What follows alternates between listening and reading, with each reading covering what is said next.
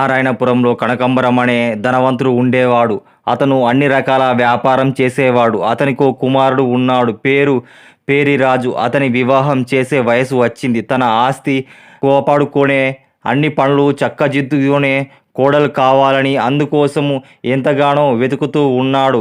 ఎన్నో సంబంధాలు చూస్తూ ఉన్నాడు. తన కుమారుడు ఇద్దరూ కలిసి పక్క ఊరిలో ఉన్న ధనవంతుని స్నేహితునికి కూతురు ఉందని తెలిసి ఆమెను చూడడానికి పక్క ఊరికి వెళ్ళారు. ఆ ఇంట్లోకి వెళ్ళేసరికి ఇల్లంతా చిందరవందరగా ఉంది. కనీసము ఊడవలేదు. కుటుంబరావు కుమార్తెగా భావిస్తున్న దమయంతి వారికి కనిపించలేదు. మధ్యాహ్నం 12 గంటలు కావస్తుంది. ఆ ఒక యువతి బయటకు వచ్చి బావి వద్దకు వెళ్ళి ముఖం కడుక్కుంటుంది. ఇంట్లోకి వారిని పిలుపును బట్టే ఆమె దమయంతిగా భావించారు. ఆమె కాసేపటికి ఆమెకు భోజనం పూర్తయింది. పనివారిపై అరవడం ప్రారంభించింది. బూతులు తప్ప అన్నీ తిట్టసాగింది. ఆమె చదువు అబ్బినట్టుగా కూడా లేదు. ఇక ఉండలేక వారు తిరుగు ప్రయాణం చేశారు.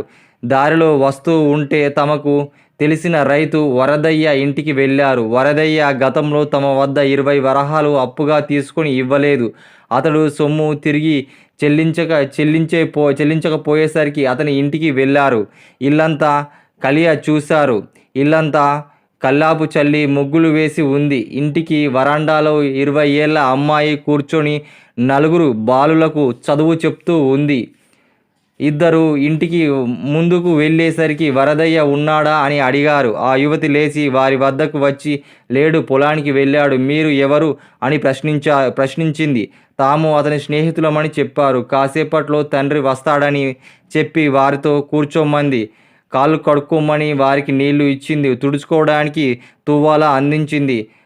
వరండాలో ఉన్న మంచం అక్కడ ఇంట్లో వేసింది. వారిని కూర్చోమని చెప్పింది. లోపలికి వెళ్ళి మజ్జిగ తెచ్చి ఇచ్చింది. తర్వాత వారికి పండ్లు పలహారాలు తెచ్చి పెట్టింది.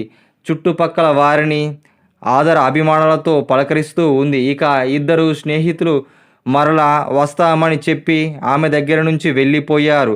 దారిలో నిశ్చయించుకున్న కనకంబర రాజు తన ఇంటికి కోడలుగా కాగల వచ్చే అర్హత ఈ యువతికి మాత్రమే ఉందని ఆయన భావించాడు.